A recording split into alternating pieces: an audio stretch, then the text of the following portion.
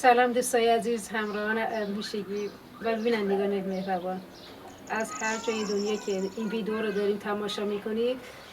من مریم هستم و خیلی خوشحالم بعد از مدت ها دوباره در کنار شما هستم. قبل از هر چیزی میخوام از صمیم قلبم از تمام کسانی که در این مدت کنار من بودن، پیام دادن و دلگرمی بهم دادن و منتظر بازگشت من بودن تشکر کنم.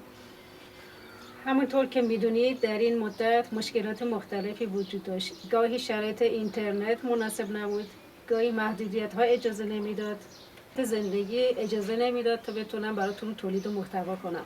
اما امروز با انرژی و انگیزه بیشتری دوباره برگشتم کنار شما تا فصل جدیدی رو در کنار شما آغاز کنم.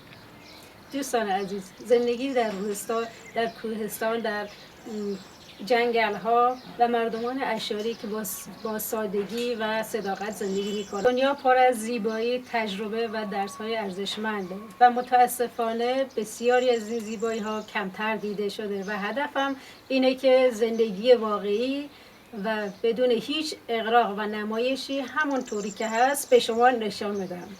از امروز در این کانال قراره به روستاهای مختلفی با هم سفر کنیم. صبح زود همراه صدای خروس از خواب بیدار بشیم و در کوچه های خاکی قدم بزنیم. از چشمه های زلال آب بنوشیم، در دل کوه ها و دشت ها و طبیعت و بکر رو ببینیم و با هم مردمانی آشنا میشیم که زندگی رو به زیباترین و ساده ترین شکل رو تجربه میکنن. در کنار این سفرها بخش مهمی از محتوای ما آشپزی در طبیعت است. سنتی، غذاهای محلی، نونهای دستپخت روستایی و خوراکهای قدیمی و دستورهایی که نسل به نسل به ما منتقل شده است. و شما خواهید دید که چگونه با ساده ترین امکانات میتونیم خوشمزه ترین غذاها رو تهیه کنیم. ما در کنار آتیش آشپزی خواهیم کرد، در فضای باز نون میپزیم و غذاهای محلی مناطق مختلف رو معرفی کنیم. زندگی روستایی ساده را با شما به اشتراک بگذاریم. علاوه بر این زندگی ساده، زندگی عشایری نیز یکی از بخش‌های جذاب مسیر ما خواهد بود.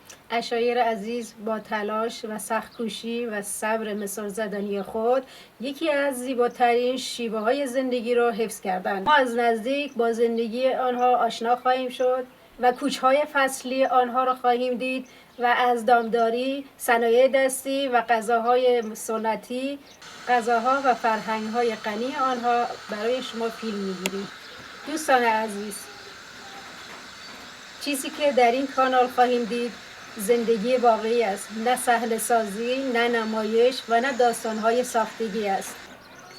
هر آنچه می‌بینید بخشی از واقعیت زندگی مردم روستا و عشایر خواهد بود. معتقدم که صداقت بزرگترین سرمایه یک تولید کننده محتوا است و همیشه تلاش می‌کنم همین صداقت را حفظ کنم و از شما می‌خوام در این مسیر همراه من باشید و نظرات خودتون رو برای من بنویسید و دوست دارید چه مکان‌هایی رو ببینید و چه غذاهایی رو یاد بگیرید و درباره چه موضوعاتی بیشتر بدانید. این کانال فقط متعلق به من نیست، اینجا خونه همه ماست و شما بخش مهمی از این خانواده هستید. یکی از اتفاقات زیبایی که قراره در آینده خواهیم داشت به رسوم و زیبایی های زندگی روستایی و عشایر ایران را به مردم کشورهای مختلف معرفی کنیم. بسیاری از مردم جهان شاید هرگز دیگه فرصت این سبک زندگی رو نداشته باشند و ما میتونیم پلی باشیم میان فرهنگ‌ها و ملت‌ها. من باور دارم که زیبایی‌های زندگی فقط در شهرهای بزرگ و ساختمان‌های بلند نیست. گاهی یک صبح ساده در روستا، صدای پرندگان، بوی نان تازه، چای کنار آتیش و لبخند یک روستایی مهربان میتونه ارزشمندتر از بسیاری چیزهای دیگر باشد.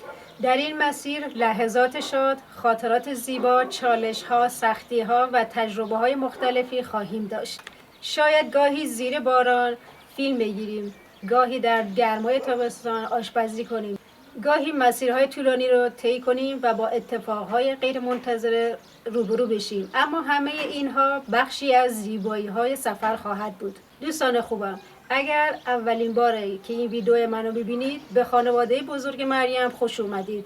امیدوارم بتونیم لحظات خوبی رو کنار هم سپری کنیم و تجربه‌های ارزشمندی رو با هم به اشتراک بگذاریم.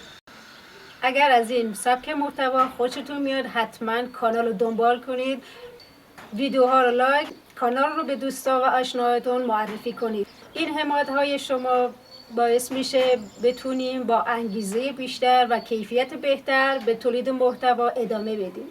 هر لایک شما یه انرژی تازه است، هر کامنت شما یک دلگرمی بزرگه و هر اشتراک گذاری شما کمک میکنه با این خانواده دوست داشتنی آشنا بشن. من از همین حالا برای تمام برنامه هایی که در آینده خواهم داشت هیجان زده هستم. سفرهای جدید، غذاهای خوشمزه، طبیعتهای بکر و روستاهای دیدنی و داستانهای شنیدنی زیادی در انتظار ماست. پس آماده باشید چون قراره با هم وارد دنیای زیبایی، سادگی، آرامش و تجربه واقعی بشیم. و باز هم از همه شما بابت همراهی و محبتتون تشکر میکنم. من مریم هستم و این تازه آغاز یک مسیر هیجان انگیز است. انرژی از شما، محتوا از ما. بریم که با هم بترخشیم و خاطرات فراموش نشدنی بسازیم. دوستتون دارم. تا دیدار بعدی، خدا نگهدار و بدرود.